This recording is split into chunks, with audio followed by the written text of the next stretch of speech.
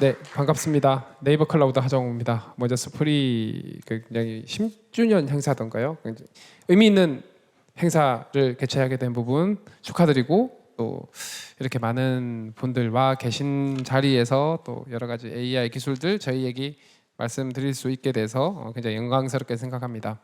앞서서 이건보 리드께서 소프트웨어 개발 운영에 있어서 LLM이 어떤 변화를 가져왔고, 그래서 그런 것들로 어떤 경쟁력을 만들어 가야 되는지에 대해서 굉장히 구체적으로 설명해 주셨다고 한다면, 저는 좀 큰 그림에서의 큰 어떤 변화의 흐름, 그리고 우리가 어떤 준비를 좀 해야 되는지 이런 부분들에 대해서 설명을 드리려고 하고요. 네이버 얘기는 조금만 하겠습니다. 네, AI라고 하는 게 특정 서비스나 프로덕트만을 위한 기술은 아닌 것 같습니다. 앞서서 제가 이진영 교수님 톡을 못 들었는데 앞에 일정이 있어가지고 아마 뉴로사이언스 쪽에서도 AI가 끼치는 영향, 그리고 이걸 통해서 발전할 수 있는 부분들 당연히 소개를 주셨을 것 같고요. 이런 특정 과학 분야뿐만 아니라 사실 미국에서 2021년 3월달에 NSC AI에서 내놓은 리포트를 보면 미국이 세계 초강대국을 계속 유지하기 위해서 많은 분야에서의 경쟁력을 만들어야 되는데, 그 경쟁력의 기저에는 AI의 경쟁력이 있다라고 얘기를 하죠. 그래서 이 AI 기술로서 머무르는 게 아니라 사실상 모든 국방, 우주, 화학, 반도체, 헬스케어 모든 부분에서 영향을 끼칠 수밖에 없고, 그래서 AI 경쟁력을 확보하는 게 너무나도 중요하고, 그래서 미국의 AI 엄청 투자를 해야 된다, 이런 보고서가 나왔고 그걸 고스란히 지키고 있다, 이렇게 보시면 될 것 같습니다. 즉 사실상 모든 산업과 모든 사회의 기반 기술화되어 가는 것 같아요. 오늘날 생성 AI의 어떤 큰 혁신의 기저에 있는 것들에는 역시 트랜스포머 얘기를 안 할 수가 없을 것 같습니다. 2017년에 5월 달에 아카이브에 트랜스포머라고 하는 논문이 올라왔죠. 구글에서 발표를 했고, 트랜스포머의 동작 원리에 대해서 말씀을 드리는 거는 사실 별 의미가 없는 것 같아요. 이미 잘 알고 계신 분들도 있을 것 같고.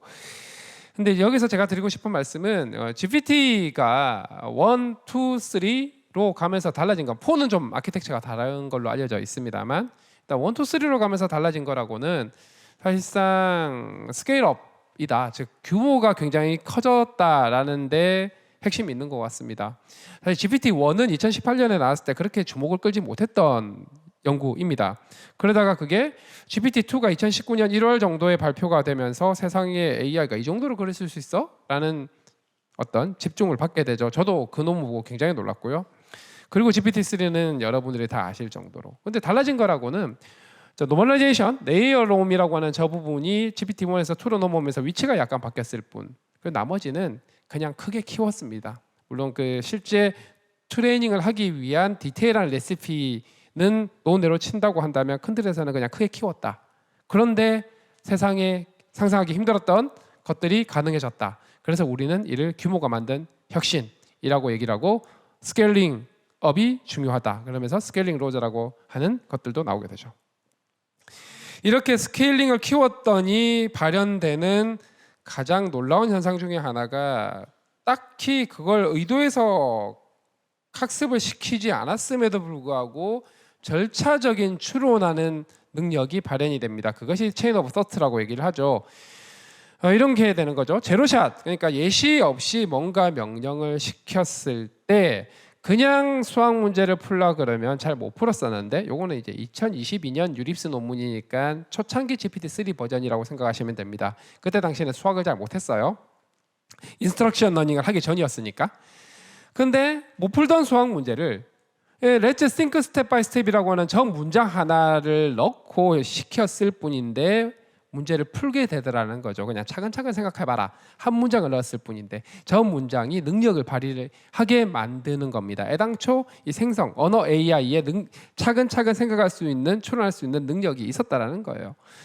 그래서 이런 Let's think step by step이라고 하는 저 프롬프트에 명령을 넣기 전에는 18점밖에 못 풀던 저 수학 문제를 저 문장 하나 추가했을 뿐인데 80점이 되게 만드는 그럴 능력이 있는 AI가 이런 초거대 생성 AI, 글 쓰는 AI입니다. 이게 가능해진 거는 모델 엄청 키우고 데이터를 엄청 많이 넣어서 학습했더니 가능해진 거예요. 널리 알려져 있다시피 이런 글 쓰는 AI는 크게 세 단계로 학습 절차가 구분이 된다고 하죠. 첫 번째는 역시 굉장히 큰 모델에 매개 변수를 많이 늘려놓은 트랜스포머 구조에다가 수조 개 이상의 토큰을 학습을 시킵니다. 최근에 공개된 라마3에서는 15조 개나 토큰을 학습을 시켰죠. 학습시키는 방법은 단어 가리고 단어 맞추기를 합니다. 이렇게 열심히 학습을 시키고 나면은 어지간한 글을 이해하고 글을 쓰고 논리적 추론하는 아까 보여드렸던 그런 능력도 발현이 되죠. 근데 여기까지 하면 뭔가 글을 잘 쓰기는 한데 업무에 바로 써먹으려고 하면은 여전히 부족한 부분들이 많습니다. 예시를 굉장히 잘 보여줘야 되고 프롬프트를 굉장히 정교하게 입력을 해야 되고 전문 지식이 부족한 경우도 많고, 그래서 두 번째 단계인 추가적으로 우리가 적용하고자 하는 분야의 전문적인 데이터들을 굉장히 양질로 잘 가공을 해서 학습을 해줘야 합니다. 이 과정이 파인 튜닝 과정이고요. 실제 각 업무에서 각 산업에서 바로 업무에 쓸 수 있을 정도로 쓸만하게 만들려면 이 두 번째 과정이 굉장히 중요합니다. 그래서 저는 보통 비유를 할 때 앞서서 프리트레이닝 과정을 육수를 끓이는 과정, 그리고 두 번째 있는 파인 튜닝하는 과정을 엄선된 재료를 가지고 정말 맛있는 요리를 만드는 과정이라고 표현을 하고요. 사람은 육수를 먹는 게 아니라 요리를 먹어야 되는 거죠. 물론 요리를 만들면 있어서 육수가 맛있게 끓여지면 요리가 굉장히 편해집니다. 그런데 육수 없이 맹물에 끓이려고 하면 굉장히 어려워지죠. 네, 그런 차이는 있습니다. 그리고 마지막으로 그냥 한 번 만든다고 끝이 아니라 사용자들에게 계속 노출해서 사용을 하게 하면서 피드백을 받고 그 피드백으로 RLHF를 하든 DPO를 하든 꾸준히 피드백을 학습을 하는 게 중요합니다. 그래서 이 세 단계 모두가 중요하고요. 제가 여기서 드리고 싶은 말씀은 세 단계라는 것보다는 첫 번째 단계는 AI 기업이 할 수 있습니다. 근데 두 번째 도메인 전문 AI를 만들기 위해서는 AI 기업 혼자서 하기가 힘들어서 이걸 적용하는 산업 분야 조직에서 전문가들이 AI의 이해도를 높여가지고 문제 정의를 잘하고 그 정의된 문제에 맞춰서 데이터 구축을 잘하는 것이 굉장히 중요하다. 그래야 쓸만한 게 나온다라는 겁니다. 챗GPT가 나온 지 1년이 지나서 라이터버디라고 하는 회사에서 분석을 했다고 합니다. 전 세계 50개 가장 널리 쓰이는 생성 AI 서비스를 분석을 해보니 방문자 수 기준으로는 한 240억 방문자 수가 있었고 대부분의 즉 150억 회의 방문이 챗GPT였다고 얘기를 합니다. 역시 선점 효과가 이렇게 큰 것 같습니다. 기술적인 격차가 그렇게 크지 않다라는 가정하에서 구글의 바드가 저 시점이죠. 작년 12월 정도 시점에 2억 5천만 방문밖에 되지 않는다는 얘기는 큰 고민거리를 알려준다는 얘기겠죠.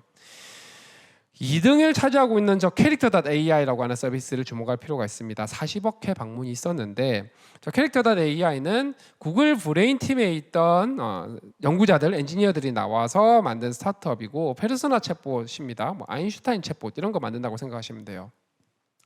놀라운 건 저 서비스의 사용자들의 평균 체류 시간이 2시간이라고 얘기를 합니다. 자, 여기 계신 분들은 가족 구성원들과 집에 돌아가시면 2시간 대화를 하시나요? 저는 집에 가서 와이프랑 2시간 얘기를 하면 한 90%는 싸운 겁니다. 보통 그렇게까지 얘기를 길게 하지 못하거든요. 근데 얼마나 재미있게 잘 만들었는지 저걸 2시간 동안 얘기를 한다라는 얘기는 역시 비즈니스에서의 성공 관점을 보면 기술적인 부분도 중요하지만 그 기술을 어떻게 사용자들의 가려운 곳을 잘 긁어주느냐, 사용자 시나리오를 잘 도출하느냐가 또 큰 영향을 주는 것 같습니다. 오른쪽 그래프는 우리에게 고민거리를 안겨줍니다. 전 세계 생성 AI 사용자가 많은 국가 순위를 매겼습니다. 미국이 1등인 건 당연하고요. 중국은 누락이 되었습니다. 챗GPT 막혀 있고 구글이 막혀 있죠. 그러니까 카운팅을 할 수가 없습니다. 그래서 2등이 인도고 그 다음 순서로 인도네시아, 필리핀, 브라질, 영국, 일본 순으로 쭉 내려가는데요. 동남아시아 국가인 인도네시아나 필리핀 사용자들이 많다는 얘기는 그만큼 이 기술을 활용해서 새로운 기회들을 만들어가는 사람들이 많다는 뜻이 되겠죠. 문제는 우리나라가 없습니다. 20위 내에. 기술적인 경쟁력도 상당히 있고 저는 외부의 인터뷰를 할 때 거의 3위 정도 된다고 말씀을 드리고 실제로 생태계도 잘 만들어져 가고 있는데 사용하는 사람들이 많지 않아요. 그래서 한번 체크를 해보겠습니다. 자, 여기 계신 분들 중에 챗GPT든 구글 제미나이든 저희 클로바엑스든 사용을 해봤다. 손 한번 들어볼게요. 그렇죠. 70, 80% 정도 됩니다. 자, 이런 생성 AI 서비스를 통해서 내가 일해야 되는 시간이 굉장히 많이 줄어들고 있다. 진짜 도움을 많이 받아서 정말 편리하고 효과적으로 쓰고 있다. 손 한번 들어보겠습니다. 처음으로 저는 두 자릿수 되는 걸 봤어요. 역시 이 스프리 행사에 오시는 분들은 깨어 있으신 분들입니다. 보통은 5분이 넘지 않아요. 이만큼 남들이 쓰니까 신기해서 쓰긴 쓰는데 그 다음으로 나아가지 못하고 있다라고 하는 거죠. 자, 특정한 기술이 세상을 바꾸고 그래서 그 국가의 경쟁력으로 이어지는 건 기술을 확보하는 데서 끝나는 게 아니고 그 기술이 모든 산업과 사회에 확산이 되어서 밸류를 만들 때인데 그게 안 되고 있다는 뜻입니다. 우리나라가. 이 때문에 정부도 기업도 학교도 심지어 시민단체들도 고민을 해야 되는 포인트라고 생각을 해요. 올해 들어서 더 도드라질 트렌드를 예상을 좀 해봤는데요. 벌써 올해도 거의 반 가까이 다 돼가려고 하는데 첫 번째는 글뿐만 아니라 음성, 영상 그리고 그림 같은 것들이 그냥 된다 수준이 아니라 좀 더 프로덕트나 서비스 수준으로 쓸만하게 나오는 사례들이 많이 나올 것 같다. 스마트폰은 당연하고 이제 또 다른 형태의 디바이스, 뭐 가전일 수도 있죠. 로봇과 연결되는 사례를 통해서 또 새로운 비즈니스 케이스들이 나올 것 같다. 생성 AI가 강력한 만큼 산업과 사회에 확산되어 나갈 때 안전 문제가 심각해질 수 있어서 중요한 문제가 되다 보니 안전이라고 하는 이것이 어쩌면 진입장벽으로 작동할 수도 있을 것 같다. 실제로 그렇게 되고 있죠. 당장 다음 달에 AI 서울 서밋이 열리는데 이 문제를 논의를 하기 위해서 열리게 되는 거죠. 전 세계 10여 개국 이상의 정상들과 수십 개국의 장관들 그리고 글로벌 빅테크 CEO들이 모여서 논의를 하게 됩니다. 네 번째는 생성 AI는 굉장히 많은 그리고 긴 투자가 필요합니다. 그리고 기업들이 중심을 잡고 달리고 있죠. 기업들은 기본적으로 비즈니스적인 성과를 만들어내야 합니다. 작년이 기술적인 어떤 그 특징점 혹은 와우를 보였다면 이제는 그래서 비즈니스적으로 그래서 사회 문제 해결을 하기 위해서 어떤 새로운 가치를 만들어낼 것인가 하는 그 성공 사례들이 올해부터는 나오기 시작할 거고 그리고 나와야 하기도 하죠. 마지막으로 신테틱 데이터입니다. 제가 장표에서는 뺐는데 사실 이 생성 AI가 굉장히 많은 데이터를 가지고 학습을 하죠. 그리고 그 데이터에 특히 언어 모델 같은 경우는 대부분이 사람이 만든 데이터들입니다. 즉 사람의 생각과 사고관과 지식과 역사 같은 것들이 반영이 되고 즉 사람에 편향돼 있다라는 뜻이죠. 그러니 GPT-4한테 팁을 준다 그러면은 글을 더 잘 쓰게 되는 거고 그리고 차근차근 생각해보자 하면은 또 마찬가지 조금 더 문제를 잘 푸는 것도 마찬가지겠죠. 하지만 그렇게 사람의 특성이 편향된 게 정말 최적이냐라고 물으면 아닐 수도 있죠. 대표적인 사례가 알파고, 여러분들 아시는 바둑두는 알파고와 알파제로의 차이라고 할 수 있겠습니다. 자, 알파제로는 사람의 기보로 학습한 게 아닙니다. 그리고 알파제로는 시뮬레이션을 통해서 바둑두는 원칙만 가지고 학습을 했는데 나중에 알파제로와 알파고를 붙여보니 알파제로가 알파고를 100대 0으로 이겼다고 얘기를 해요. 즉 지금까지 사람들이 바둑을 잘못 두고 있었다라는 뜻입니다. 최적의 바둑이 아니었던 거예요. 이런 것들을 봐서는 사람의 만든 데이터만으로 학습한 그래서 편향이 생긴 것들을 완화를 하기 위해서 혹은 한계를 해결하기 위해서는 합성 데이터를 활용을 할 수밖에 없을 것 같다. 이런 형태로 가게 되는 것 같아요.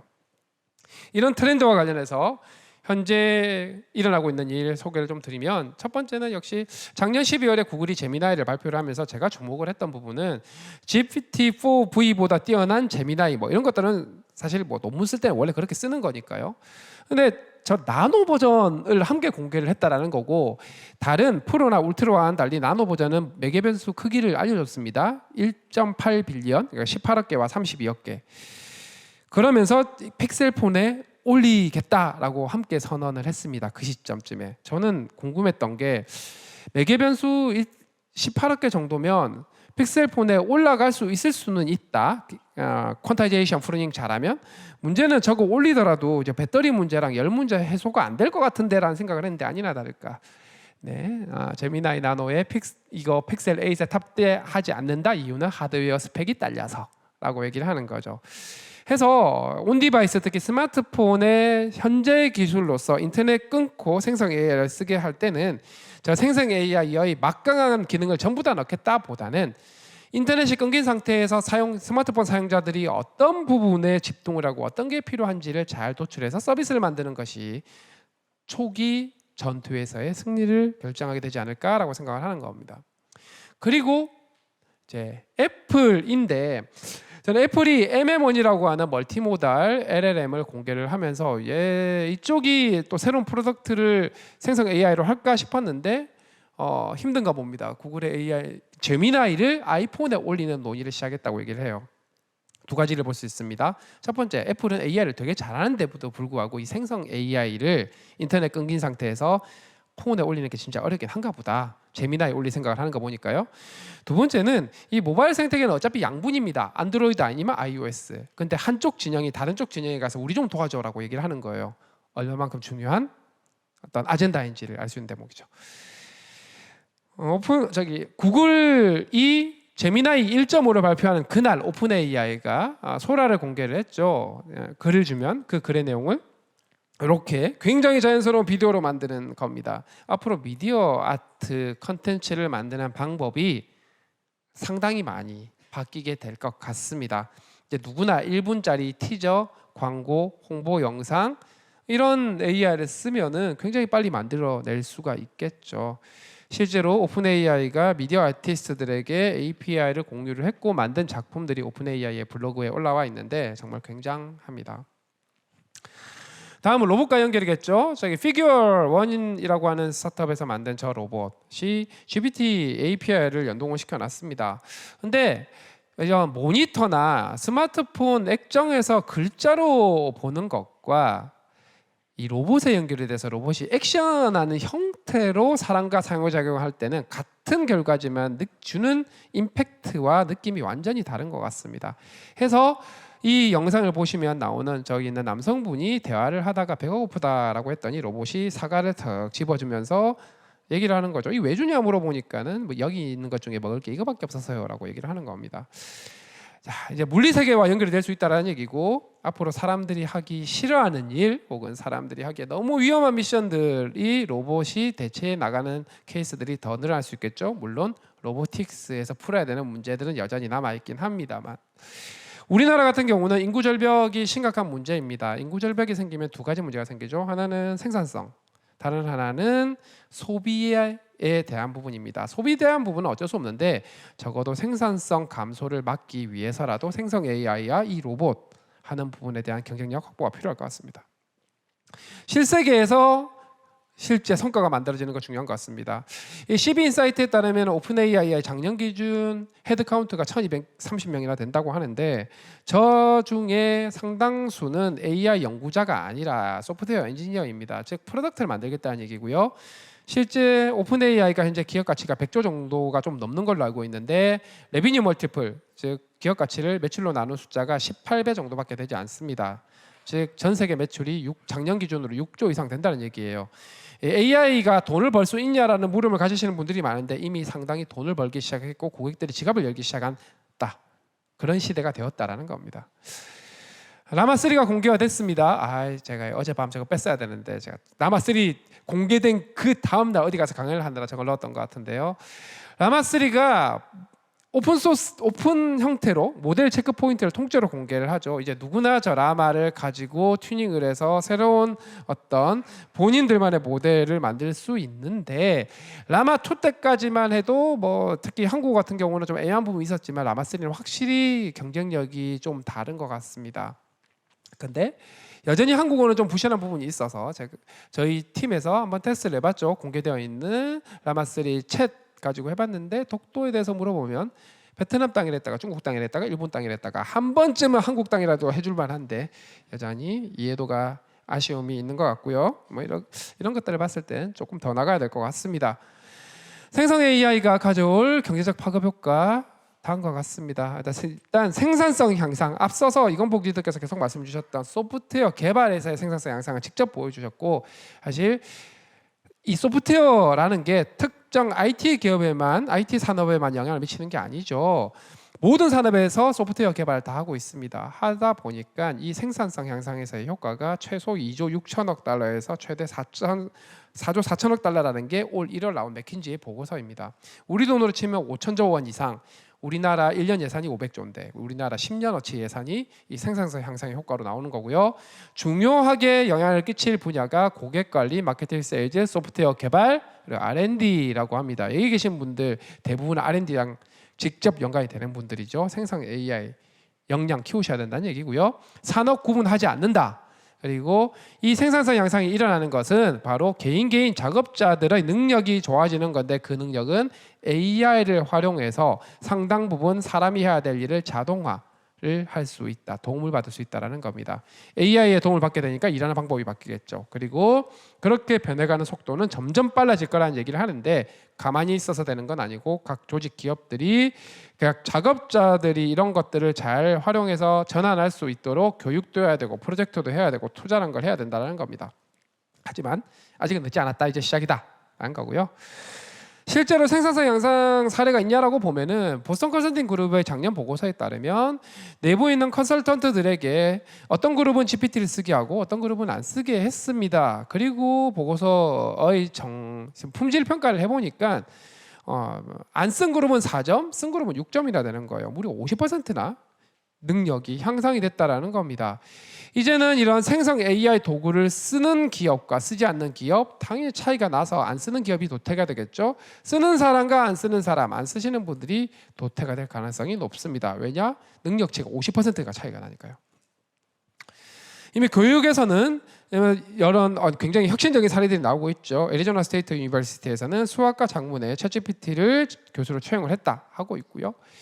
제조 산업에서는 제조에서의 다양한 문제들에 있어서 효율성을 향상시키고 그 효율성 향상을 통해서 비용을 떨어뜨리고 이렇게 아낀 리소스를 새로운 혁신에 투자를 해서 새로운 기회를 만들어내고 그리고 그런 것들을 하기 위해서 조금 더 정확한 더 나은 의사결정을 할 확률을 높이는 거죠.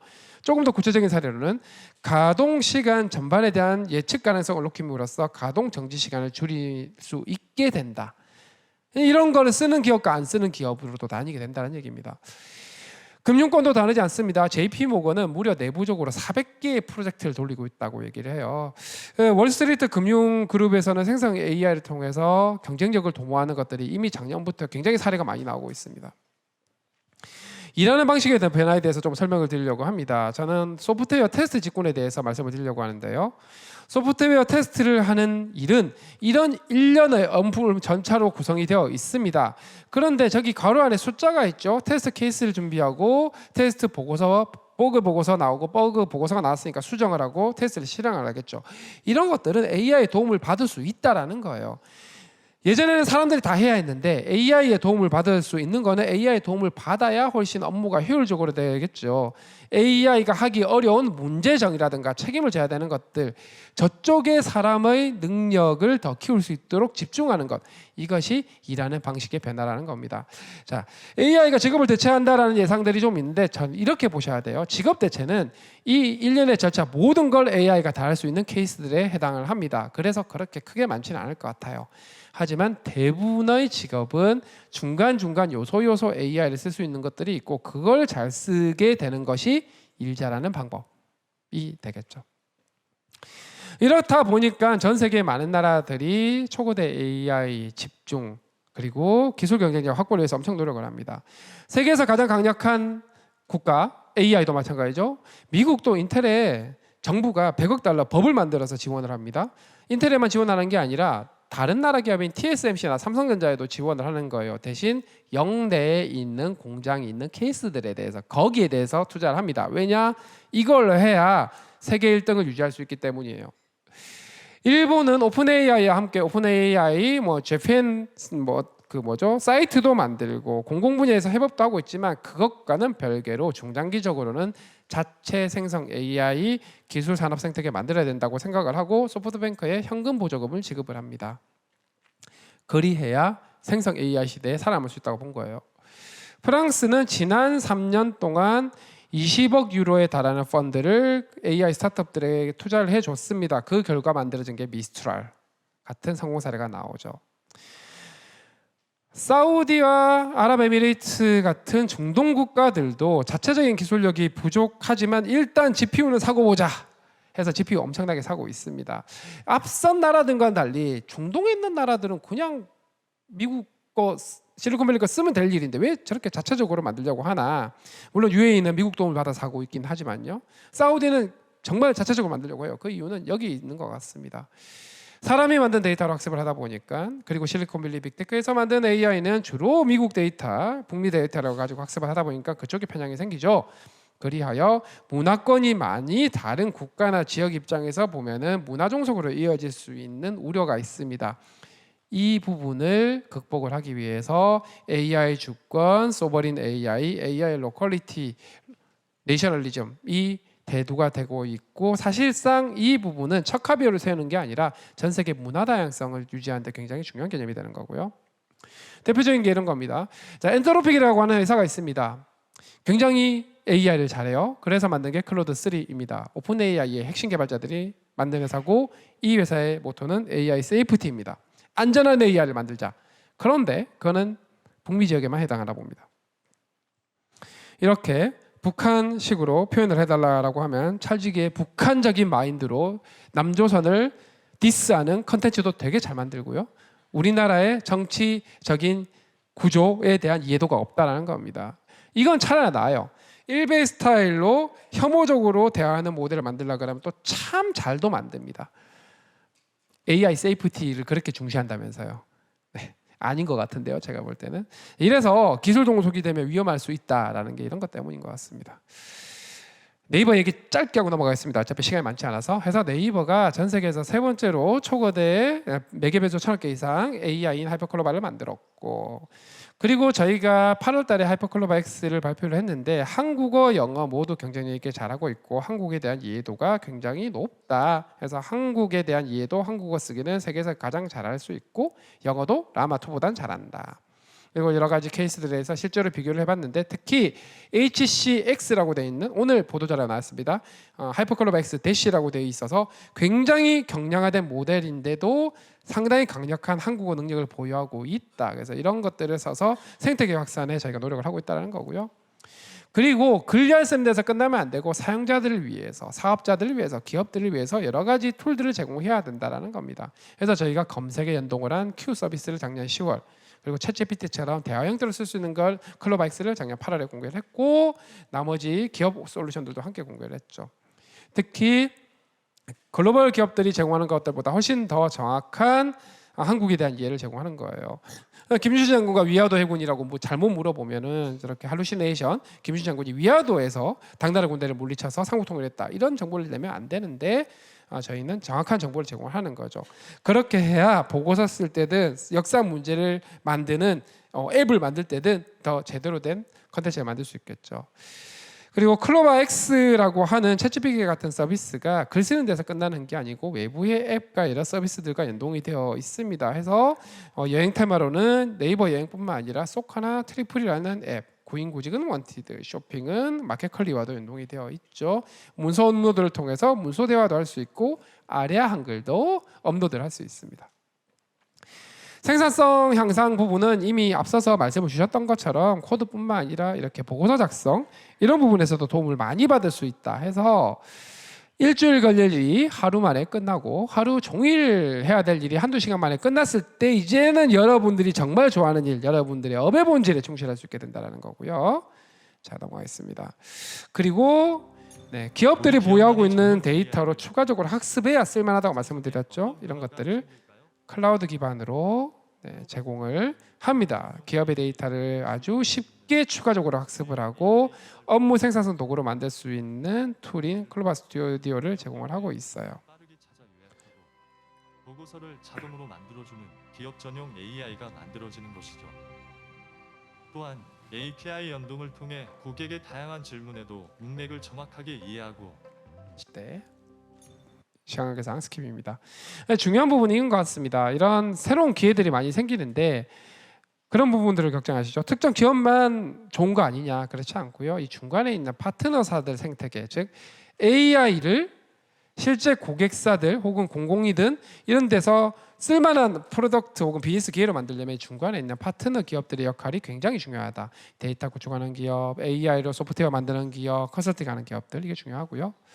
그리고 저희 같은 경우는 강력한 생성 AI의 위험성을 미리 파악을 하고 레드팀이라고 하는 안전을 챙기는 팀을 운영을 하고 있다라는 말씀드리고요. 이것과 관련해서 외부의 많은 어떤 이벤트도 함께 진행을 하고 있습니다. AI 반도체 관점에서 학습 인프라 부족 문제를 인텔과 협업을 해서 가우디 소프트웨어 생태계를 만들고 있고, 그리고 사용자가 늘어감에 따라 추론 때 들어가는 비용 문제 해결하기 위해서 전력 효율을 훨씬 더 올려놓는 AI 반도체인 마원을 삼성과 함께 만들고 있죠. 이런 기술들은 모두 논문으로 공개를 하고 있다는 거고요. 앞으로 B2C, B2B, 공공영역에서 굉장히 많은 기회가 만들어질 텐데 말씀드린 바와 같이 파트너 기업들의 역할과 역량이 중요하고 이분들이 굉장히 많은 경험을 쌓는 게 중요하다는 겁니다. 국제적인 역학관계를 보자면 미국과 중국의 경쟁 속에 GPU 수출을 통제하는 강수를 두고 있고, 중국은 이 문제를 해결하기 위해서 중동이랑 협업을 하려고 하는데, 그랬더니 미국이 중동의 GPU 수출을 제한하는 새로운 역학관계가 만들어지고 있어서 이런 상황에서 우리나라 뭘 어떻게 할 거냐? 네, 우리나라가 중동에 가가지고 사우디에 가서 중국이랑 놀면 GPU 확보가 힘드니까 우리가 함께 만들자, 이렇게 얘기를 할 수 있는 거예요. 공동 개발, 공동 투자, 공동 운영, 공동 생태계 확장, 그것이 우리나라의 전략이고요. 자, 안전 문제를 보면 할루시네이션이나 편향된 정보 해목 컨텐츠, 얼라이먼트가 깨지는 것 같은 기술적 한계가 있는데 이거는 연구로서 풀어나갈 수 있습니다. 문제는 나쁜 사람들이 나쁜 게 쓸 수 있기 때문에 이런 것들은 규제가 필요할 수 있고요. 그리고 AI에게 너무 의존하면 안 되니까 이런 것들을 교육이나 제도 기술적으로 풀어야 되는데, 가장 큰 위협은 사실 우리나라가 AI 경쟁력이 없는 것, 규제가 너무 심해서 못 만들게 해서 못 쓰게 해서 이렇게 되는 게 가장 큰 위협이다. 이거 넘어가야 될 것 같습니다. 디지털 전환, AI 전환의 핵심은 데이터로부터 인사이트를 얻어서 그것이 밸류로 연결되는 걸 텐데, 지금의 생성 AI 시대에는 이 생성 AI가 굉장히 강력한 기능을 가지고 있다 보니까 문제 정의를 정말 잘하고 도출을 잘하고 그 문제에 적합한 데이터를 아주 약간만이라도 양질의 데이터를 잘 가공을 해서 생성 AI 초과적으로 학습을 시켜놓으면 과거와는 달리 바로 성과들을 만들 수 있고, 이런 성과들이 작지만 성공적인 성과들을 만들었을 때 여러분들 조직의 역량으로 이어질 수 있다는 겁니다. 네, AI가 책임을 안 진다. 그리고 무조건 최대한 많이 써야 되고 많이 써봐야 AI에게 시킬 일, 내가 할 일을 구분할 수 있다는 겁니다. 네, 경청해 주셔서 감사합니다.